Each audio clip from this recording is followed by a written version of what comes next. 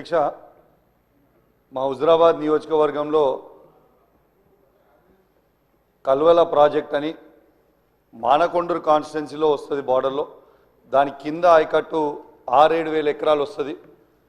దాన్ని 2023లో భారీ వర్షాలతో పడ్డప్పుడు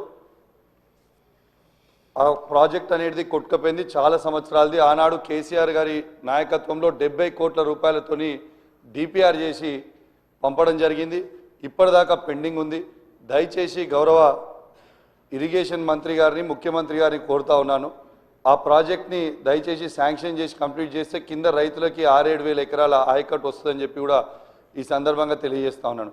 అదేవిధంగా అధ్యక్ష, మొన్న నా నియోజకవర్గంలో చెక్ డ్యామ్ని రాఘవ కన్స్ట్రక్ట్ చేసింది. కాంట్రాక్టర్ తనుండే దాన్ని బాంబు పెట్టి పేల్చేయడం జరిగింది. ఎట్లయితే మేడిగడ్డను బాంబు పెట్టి పేల్చిండ్రో ఇవాళ తనుగుల చెక్ డ్యామ్ని కూడా బాంబు పెట్టి పేల్చిండ్రు. అది నేను చెప్పింది కాదు అధ్యక్ష, అది నేను చెప్పింది కాదు, ఏఈ గారే సభ్యులు చెప్పిన అంశాన్ని నోట్ చేసుకోవడం జరిగింది.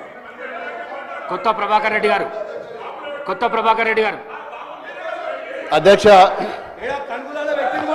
అధ్యక్ష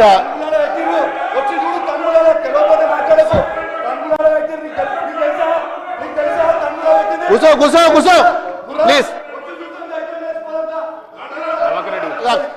కూర్చొని మాట్లాడితే కాదు కదా.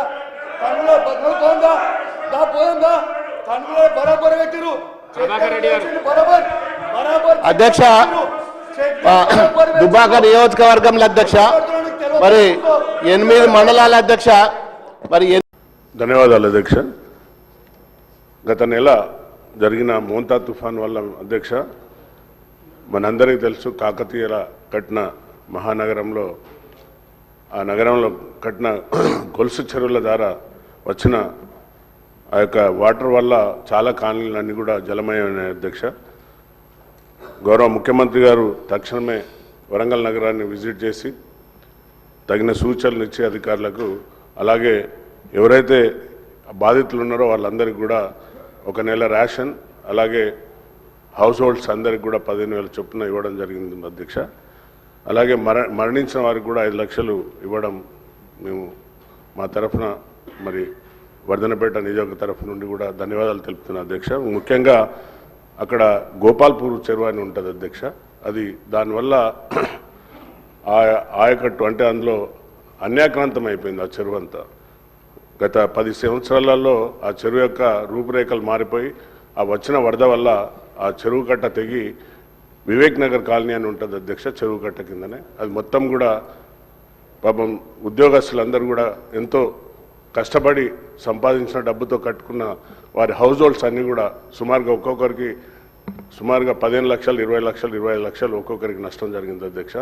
కాబట్టి దయచేసి మీ ద్వారా ఇరిగేషన్ మినిస్టర్ గారికి, అలాగే మా యొక్క ముఖ్యమంత్రి గారికి తక్షణమే ఆ గోపాల్పూర్ చెరువును రిట్మెంట్ చేసి శాశ్వత పరిష్కారం చేయాలని కోరుకుంటున్నా అధ్యక్ష. రెండో విషయం, సభ్యుడు మాట్లాడుతూ బాంబులతో పేల్చేస్తున్నారని అసత్య ప్రచారాలు ఇక్కడ కూడా మాట్లాడడం సిగ్గుచేట అధ్యక్ష. దాన్ని వెంటనే తొలగించాలి అధ్యక్ష, రికార్డులోకి వెళ్ళి తొలగించాలి అధ్యక్ష.